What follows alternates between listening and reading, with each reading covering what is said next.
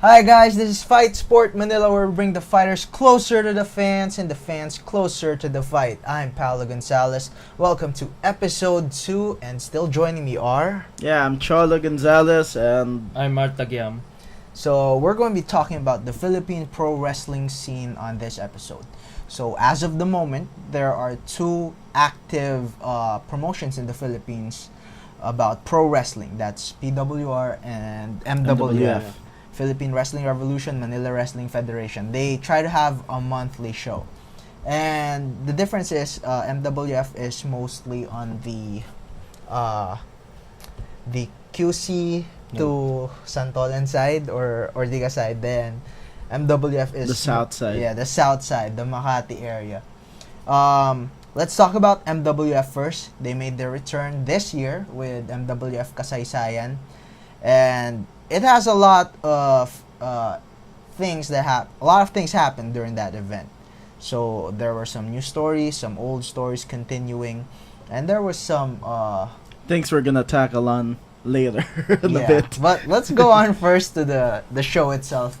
Mart, first time mo manood ng Manila Wrestling Federation. Yes. Nag-cover ka ng PWR dati. Anong masasabi mo sa MWF experience mo? MWF, I like these stories na behind, kasi every before the fight they have yung stories na pinapa-view. And growing up as a non-wrestling, pro wrestling fan, parang dito mo siya ma-appreciate todo if you really watch it live. Kasi iba yung environment, iba yung experience when you watch it live, kasi ano siya, mararamdaman mo talaga yung intensity, and sobrang nakakabilib yung mga athletes, mga wrestlers, kasi most of the fans or non-fans could tell na it's fake, but you really have to appreciate these people kasi they are true athletes for me. Yeah, they are. True. And how about you, Charlie? You've been covering MWF for almost a year. What can you say about their return to... Yeah, people, kumbaga, ginutom talaga tayo eh. People waited for 3 months or 4 months for the next MWF card eh. And, like yung sinabi ni Mart, iba eh, pag nanood ka ng live, iba rin yung, like, how they build yung characters. May, for lack of a better term, talagang may parang may character developments lang ginagawa. Same na you would do when you have a movie, or ganyan. Like, they're starting the year with this new card and libre siya. So, maraming taong pumunta. And iba rin yung vibe na nakuha mo sa fans eh. It's the same people, whether nanood ka PWR, MWF, it's the same guys. And I think it's part of yung experience talaga. Now let's talk about the matches, Cholo. What could you say about the match card during this event? Well, I think they ended yung last card on such a high note na I think indirectly parang it was too hard to follow up. And syempre nagkaroon ng mga changes sa card bigla, so we didn't see Ninja Ryujin. Yeah, we didn't see Chili Willy, pero overall it was nice. Like aling fight. That's what I'm talking about, and I agree with you. You know, because for anyone who's been in Noche Buena, it was an amazing card. That was crazy. Yeah, when we graded it, I think we gave the first 5-star match in our history ng Fight Sport Manila, which is Mr. Lucha versus JDL. That was an amazing match. And then we also gave, if I'm not mistaken, a 5.75 to Robin Sane and Fabio. Which some people contested, but it was that good, guys. We're going to explain our rating system, kasi some people might think that we base it mostly on the wrestling. You know, wrestling plays a part, but we also take into consideration the build-up, the promos, and the emotion during that match. And we know very well na when it comes to MWF, ang galing nila gumawa ng mga teasers or videos hyping up their matches. If it comes to wrestling, I would go with PWR as the more I rate PWR matches higher than MWF, but MWF, they're very good in promoting their matches. They're very good in making the fans invested in what they are going to watch. And kahit yung characters, you would really invest a lot of emotion sa characters. Like, kung Mart, it was the first time you watched MWF, pero you really, parang, you cared for this Fabio guy bigla, you cared bigla for Robinson, you cared for this new group, yung Young Blood. Yung emotions kasi nakakadali. Oo. So, hindi lang yung wrestling yung tinitignan mo. So, I felt the emotions. Yeah, let's talk about, let's go away for the match for a while. Let's talk about the in-ring promos. If we see the Mike Shannon and the Gus Queens confrontation, any time that Gus Queens come out, it's going to be must-see live. So, that's one of those things. And Mike Shannon brought his A game during that confrontation. And the ending was crazy. And, it's really amazing. Another person that I would say is William Elvin. He doesn't come out often, but if he does, it's him. He's the one, for those who are just tuning in or unaware with Manila Wrestling Federation, he's the one who usually scolds Mr. Lucha during the last year. So, he's more of a behind-the-scenes guy, but when he comes out, man, it means something big is happening. But, I'll go back to the matches, and I want to be very fair in judging these matches. It was, like I said, Noche Buena was this high, it's hard to follow, which is why it was really underwhelming in my own personal opinion. And I'm not taking anything away from the athletes, but I'm just going to through things objectively, no? Let's go with the match of Fabio and Kyle Season. That was an amazing scramble. It's an amazing scramble, especially for me. I'd say Mart also, kasi MMA fans kami. So that was a good scramble na they're incorporating chain wrestling or MMA moves in a wrestling match. The thing I didn't get is the ending. It ended so quickly na hindi ko alam. It was lukewarm yung pagkaka-end eh. Yeah, that's the thing eh. That's the thing with wrestling eh. You can make a way na ma-invest yung tao sa ending na match. They can do something na you have to do it in a way na parang lahat ng tao aware na tapos na yung laban. Kasi yung ending na match parang, tapos na pala, hindi ako aware. Then, another is, you said it, they're very good in making people invested in their characters. But, they had 2 matches where they put factory wrestlers. They just made blue shirt and black shirt, then red shirt. To your point lang dun sa yung kay Fabio, yes, I was invested with them individually, pero speaking objectively, I just didn't understand why, what's the beef? Why is Fabio and why is Kyle Season fighting? Like, from Fabio coming from that crazy main event to fight Kyle Season, who he already fought, I think, kailan ba niya kinalaban? I'm not sure if he fought Kyle Season but I think kasi yung ending nung Noche Buena, they had a post-credit scene na magkausap si Fabio and si Kyle. I think that's where they got it from. Yeah. And if you would see na in that post-credit scene, parang nag-share sila ng cigarette. So, I guess they're doing a faction. Kaya nga after the match, di ba, parang Fabio was like, ganun talaga eh. But the thing is, the one thing that made me invest with the character of Fabio Makisig is that he wants to win. That's why he was nasa winning streak siya eh. Talagang winning streak siya. And palagi siya nanalo kasi he needs the money na para magbayad. Then all of a sudden, he lost the title match na may 20,000 pesos. Tas biglang money is not an issue for him. That's one thing na I was wondering what's going on. Then again, the factory fighters, they could have had at least a character. Kasi the red shirt guy shows a lot of personality. Then, they're very good if you would base it in. red shirt guy was the fans were calling Cali Nuevo. Yeah, Cali Nueva. Cali Nueva, sorry. Cali Nueva, yeah. He looks like him in a way. So, that's the thing they could have given them already their identities. But maybe the promotion just wants them to get their feet wet. Get some experience in front of a live crowd. Kasi it's different wrestling in front of, or performing in front of a live crowd. So, I guess that's their baptism of fire. Pero what I liked about it was, given si red shirt and white shirt, you would look at them individually and you would see character agad Kahit people, yan lang, siguro dahil walang name, people were calling them red shirt, white shirt, Bogart the Explorer, Cali Nueva.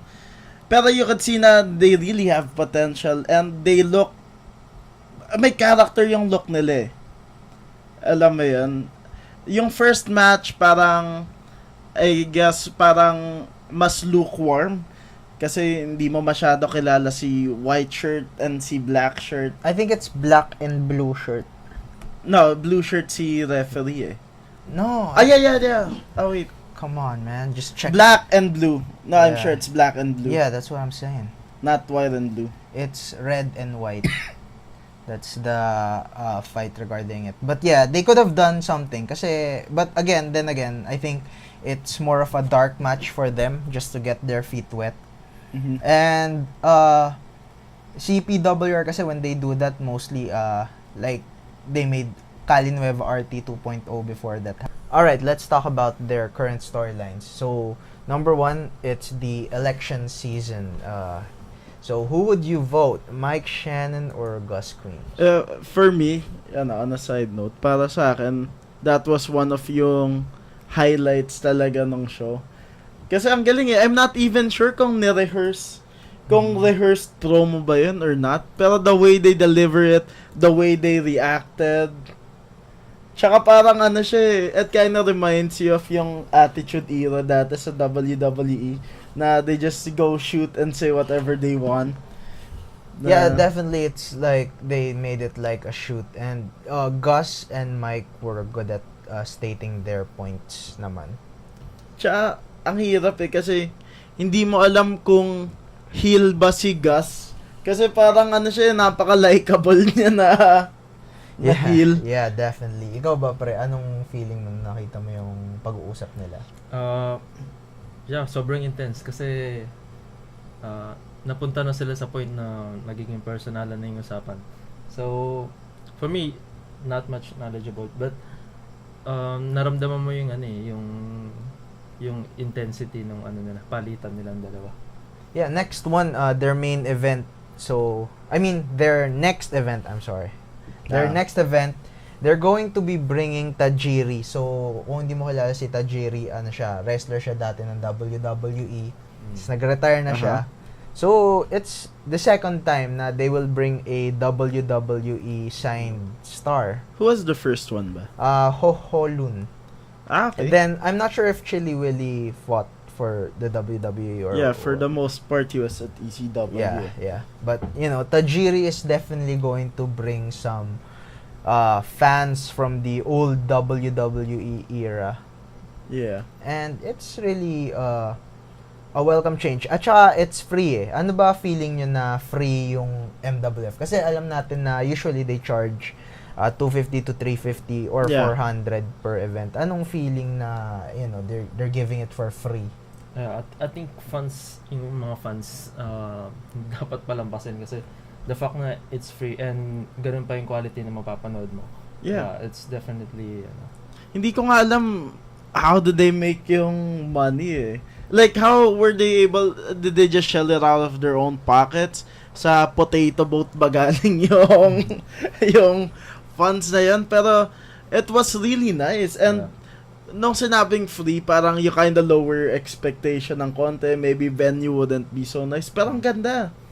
The venue was so nice. You had may mga string lights pa nakasabit doon. Overall, yung production maganda siya. Yeah, and Bart, I'm sure na feel mo rin na ang sarap rin mag-take ng photos ng night na yun, di ba?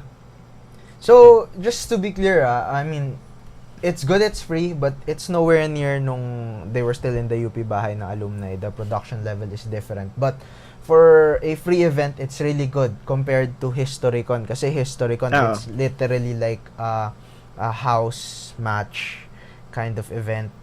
So, it's a good thing na they still went with the lights, they had the screen up, and the story still continued. They even teased the return of Canto Terror. So, si Canto Terror, dating taga PWR yun na ngayon MWF. And then, yun, they still have the Gigs and RG.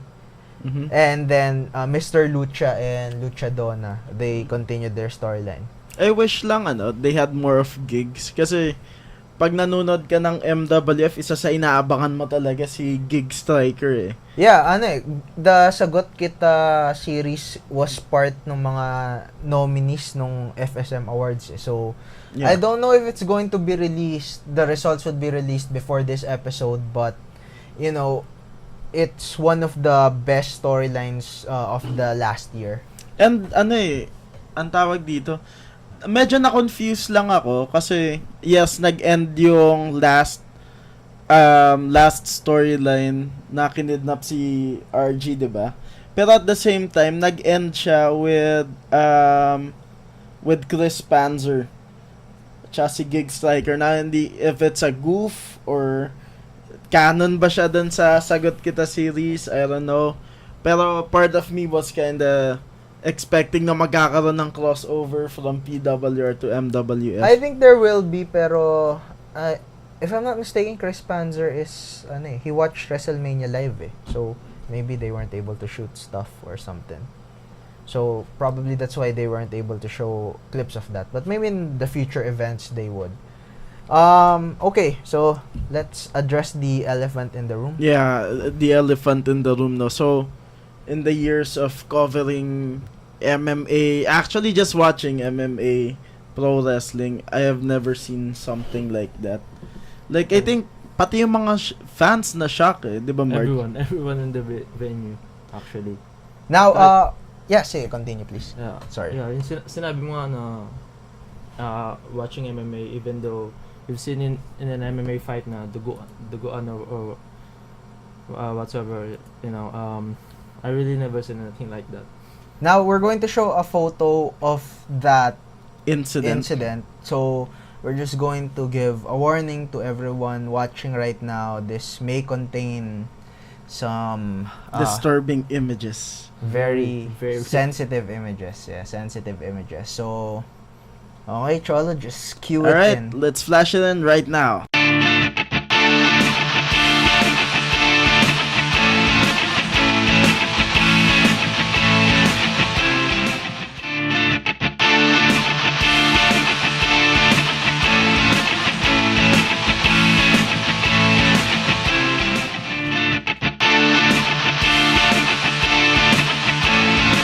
Ay, grabe! Hindi ko isipin na magagawa yun ni Rex Lawin. Danger po man. Sobrang danger. May dalawang sipit sa nipples. So parang ng chupon. Kumakagat. Yun yung hindi ko maintindihan. Bakit may choice naman siyang iluwa yung chupon?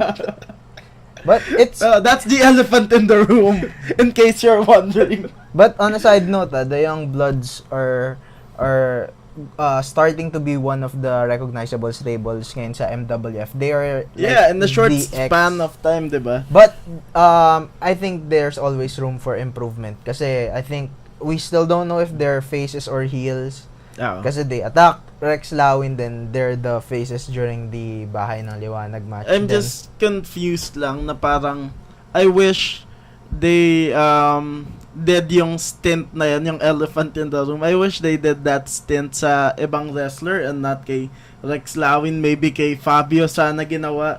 Kasi if you're building up na you have your first champion, si Robin Sane, fighting this guy na one of the scariest, hard-hitting, pure wrestlers, diba? Parang it's the first image. Yeah, we're looking at the image right now. Is that the image you want the audience to see?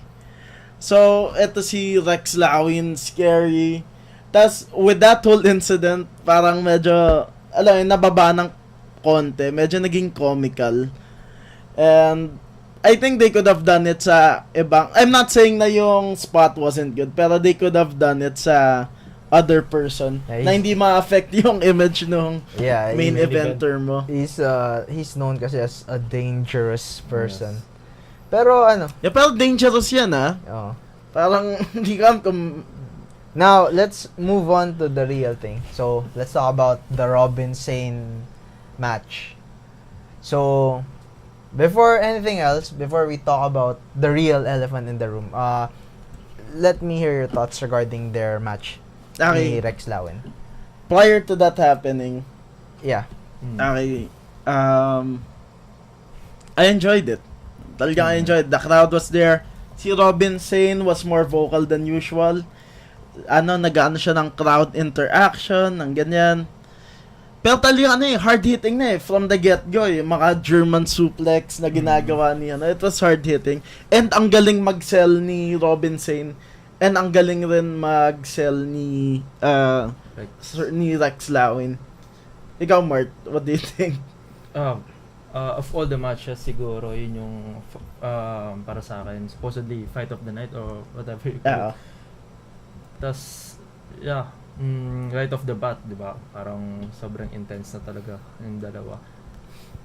Actually, yes. For a free match, that's considered a paid match. Pag magbabayad ka, mga ganun klase yung ma-expect mo. Actually, mas maganda pa nga siya sa last match nila last year na Naglaban din sa sila before. tourney. Yeah, it's better. Mas better yung nangyari sa kasaysayan. So, nagustuhan ko yung initial happenings or yung how they told the story na galit si Rex kay Gus and all that stuff. So, after that match, let's not address it yet, but after that match, they announced that they are going to have the Manila rules back. Ngayon, sa mga hindi aware sa Manila rules, it's similar to an MMA format. Mm-hmm. So, by round siya. So, 5 minutes per round, then after 5 minutes, may parang break yung mga fighters until may mag-pin or may mag-submit. Dati unlimited yan pero I'm not sure now kung may limit ba na 5 rounds or ilang rounds. But, it's good that they're coming back to their roots kasi I think Manila rules has a lot of potential. Yung naging problem ko lang sa initial Manila rules match nila is, number one, they still weren't as seasoned as they are now to carry a match.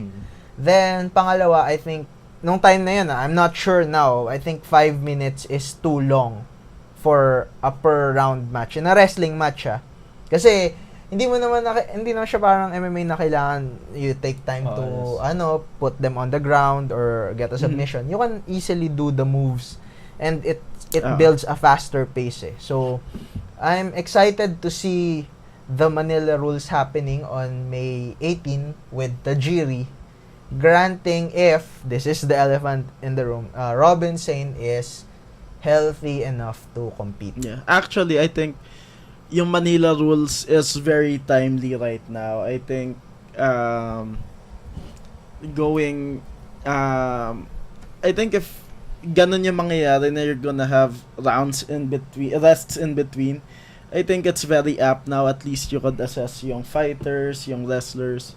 Uy, pare, okay ka lang? Do you need anything? Or maybe they could be assessed better, ganyan. So, yun yung totoong elephant in the room. Syempre, I was taking photos nun. So, alam mo, Mark, pag nagtitake ka ng photos, diba, daig mo pang naka-VR na yun lang nakita mo So, nung inangat pa lang si Robin, nagtaka na ako. Sabi ko talaga, sa labas, ganyan. Pero, since napanood mo yung Mr. Lucha and JDL, alam mo na, sa back yan. So, when things went south, figuratively and literally. So medyo dead silence talaga, and yes, medyo naging uncomfortable rin ako, to be being honest. I hope na they stopped it. But I respect yung decision, of course. Oh, yeah, lalo na sa akin kasi first time ko sa MWF, di ba? And parang hindi ko alam kung if it's really part of the story or totoo na he got cut. Yeah. So, gusto ko paniwalaan yung sarili ko na it's just, But part of the story. let's look at it objectively. So, yes, I get your point na I think when an incident like that happens, especially na may mga bagong fans na nanonood since it's free, I think they should have taken some repercussions. But do I think it should be stopped? Honestly, no. And the reason is we've all watched MMA events, and during those MMA events, there has been far worse injury. But what I think they should have done is at least have an expert look at Robin Sane muna before the match. I mean, like, while they're Right up, after. habang nandun si Rex Lawin sa taas ng ring, sana may expert na nag-check. Kasi, the reason why all of us were uncomfortable is because we don't know if it's safe for Robin Sane. Kasi, there was no medical attention immediately given. But I will attest that after the match, there was immediate. Kasi, I was like, in the potato boat area, and Potato boat. yeah, I saw naman that they did check on him. That's good. And alam mo yun, parang in a way parang you can't suspend reality that far. Like nung nangyari yan kay Robinson, hindi na si Robinson nakita mo na si Sen Parker na alam mo yun, you see the real person Nung nakita ko nag-aano siya sa pain, parang that was a bit hard for me. Kasi at least pag MMA, if it's bad, the referee's call, you stop it. So, I think, yung isang gripe ko lang din with it is, parang, we put a lot of meaning pag gumanon, diba? It means na, this is real, stop na, ganyan. So, I think twice siyang ginawa, but still, ayun, dahil gusto rin, choice ni Robin din No one forced him. Actually, he forced na matuloy yung match. And I think we should respect him for that. At the end of the day, it's his decision. Siya lang nakakalam how he feels. And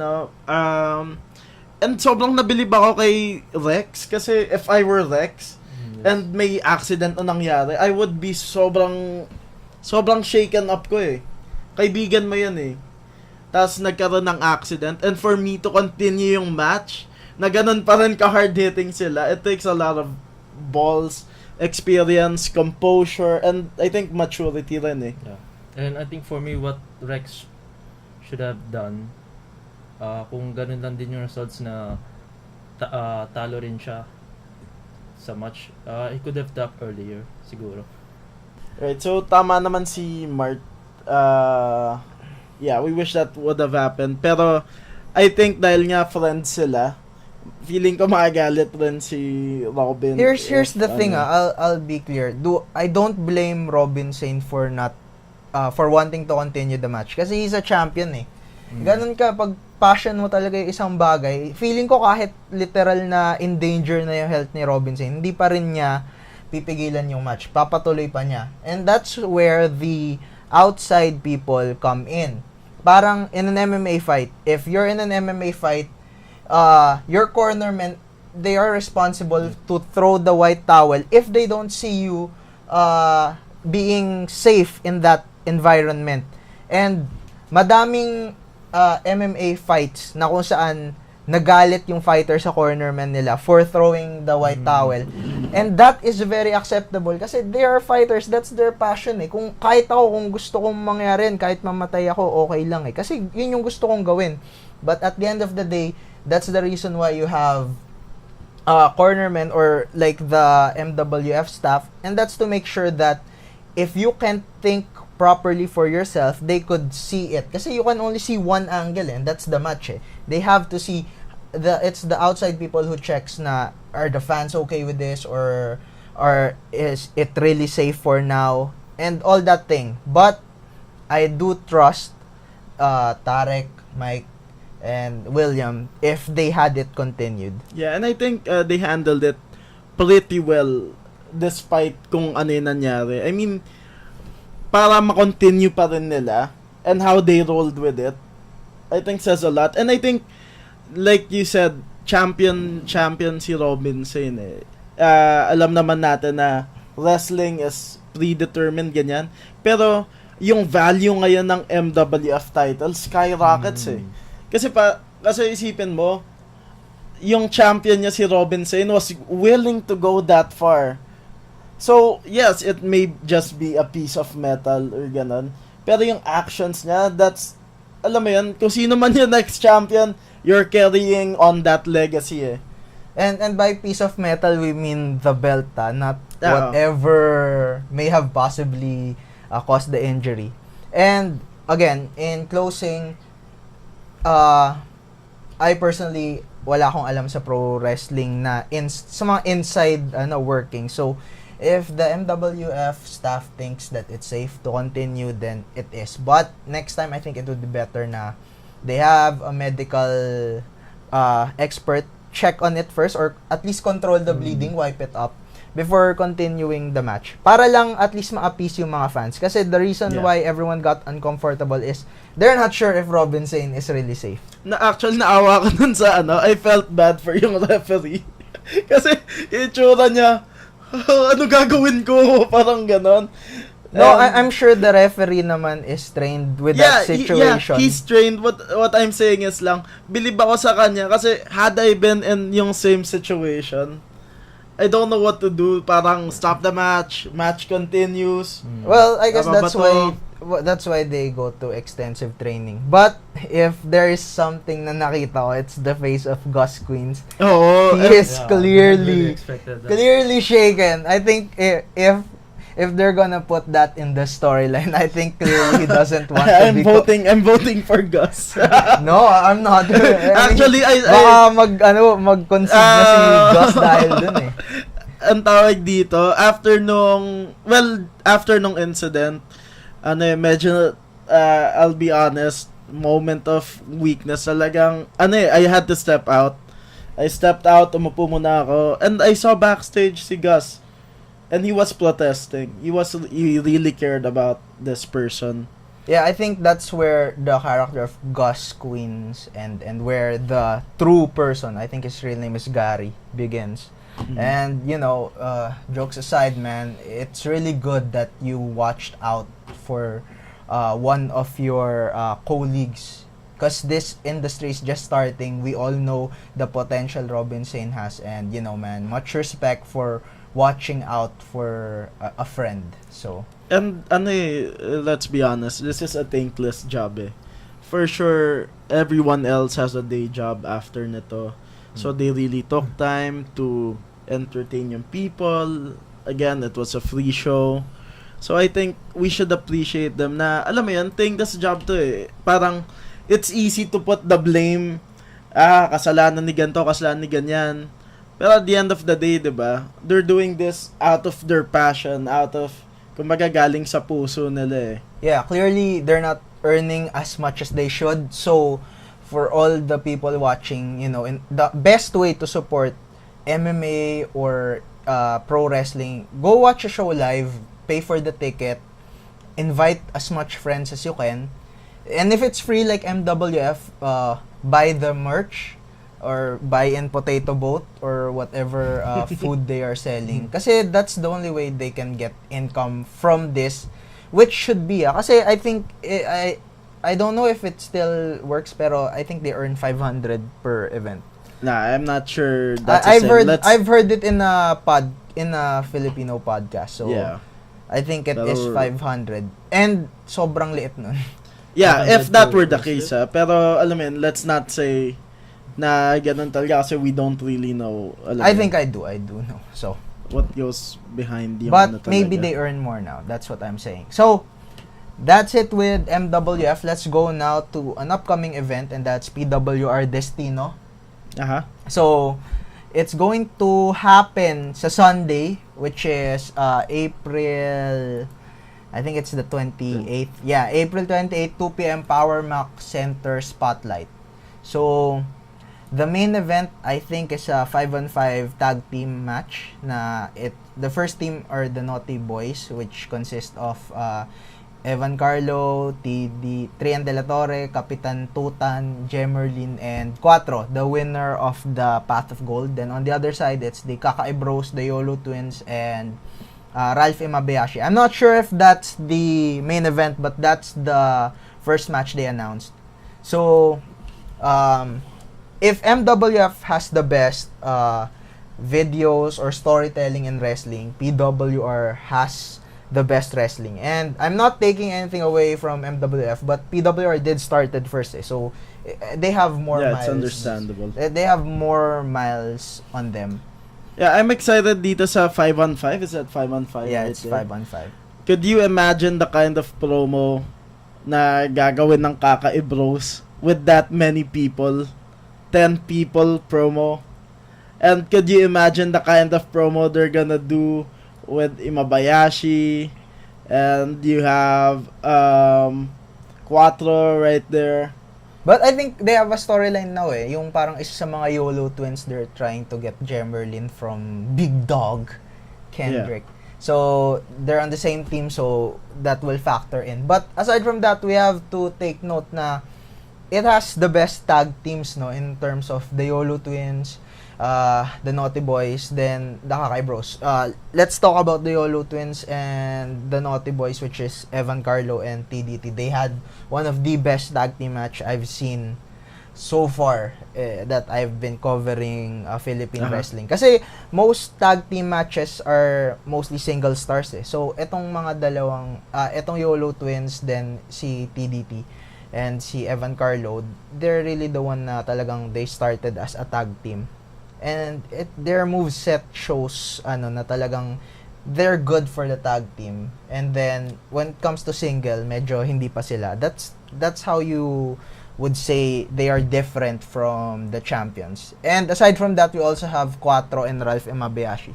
One of the best matches na I've seen last year. I'm not sure if they are part of the match of the year candidate, but they were initially shortlisted for the nominees. I'm not sure if they are.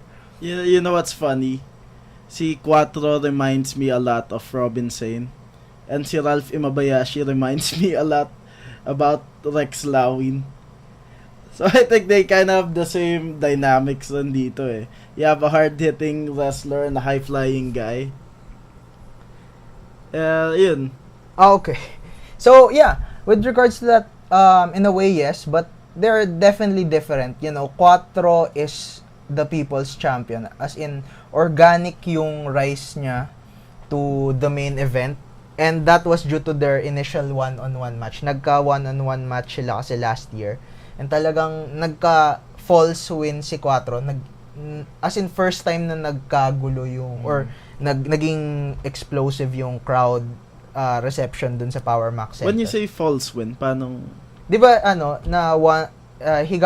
he got the W, the 1, 2, 3, and then it got overturned kasi I think Ralph's hand was on the ropes or something. Oh, okay. Okay, so kaya di ba nag-ingay, and then yun, they restarted it, then Ralph retained. Now, in terms of Ralph Imabayashi, I think napaka underrated niya as a worker kasi I think if it wasn't for Ralph Imabayashi, the likes of Cuatro, Mike Madrigal wouldn't immediately rise to the main event scene kasi they need a really good dance partner. And while JDL, one of the best wrestlers, is showing his skills against international athletes, Ralph was improving the local homegrown scene. So this is an exciting match. And aside from that, it's mostly your favorites like the Network against the Endgame, Dax, Martivo. We have another Panzer versus Warren match. Then John Sebastian, Revo Ranger, Crystal, Calinueva. Then JDL will be fighting MSG with a surprise partner. Alright. So PWR events, they have the best wrestling, and I could never stress that enough. Kasi you would see how improved they are from, if you would watch the earlier videos of PWR, it's totally different from how they are now. Especially kung mapapanood mo yung unang laban ni Panzer tsaka ni Warren. And compared to their matches, their triple threat with JDL, it's different. It's much better. So you have to see it live kasi they do, for those who wants to have a taste of it, every Friday they release full matches. But it's totally different if you experience it live. Kasi they still don't have the crowd mic'd up. They don't have the proper angles. You know, once a spot happens, you know, it's not sure na their cameras could capture it the way they showed it to the live audience. So talagang you have to see it live. And if you want to buy tickets, just message PWR. So that's PH Wrestling Revo. Send them a message, then ask them for ticket info. Which matches are you guys most looking forward to dito? Aside from the 5-on-5, I'd say Warren and Panzer. Kasi these guys have teased their last match ever since the beginning of PWR. But still, they find themselves competing against each other. And this time, I'm sure it's better. Again, go to the PWR YouTube and see the first match of Warren and Panzer. Then go this Sunday and watch their match now, and you're going to see the improvement that they have. And ikaw, Mart, ano ba ang gusto mong makita? I don't have particularly, but I like to watch all the fights because it's really interesting as a what do you call it, beginner in this pro wrestling scene. So I'd really like to watch everyone perform. Yeah, like if you haven't watched Philippine wrestling promotion yet, pero nanood kang WWE, or you haven't even watched wrestling, go to Destino, watch it. You're going to come back, I guarantee. And again, support the athletes by buying their shirt. I think I bought a Rederick Mahaba shirt Cholo. Yeah, I think I'm looking forward to Martiva versus Dax Aviela. By the way, belated happy birthday kay Dax. I'm looking forward dun sa dynamics nila. Si Dax is medyo weird lang kasi na he's usually playing a heel. Pero people like him. They even have ngayon yung bagong chant na Dax. You just can't help but like Dax. And speaking of can't help but liking people, you can't help but liking Martivo, di ba? Since the get-go, mapa MWF, PWR. Pag napanood mo si Martivo, isa siya sa ikikwento mo agad sa... Kasi napapasok niya yung character niya sa the way he wrestles, the way na magdala siya ng crowd, the way na magdala siya ng opponent.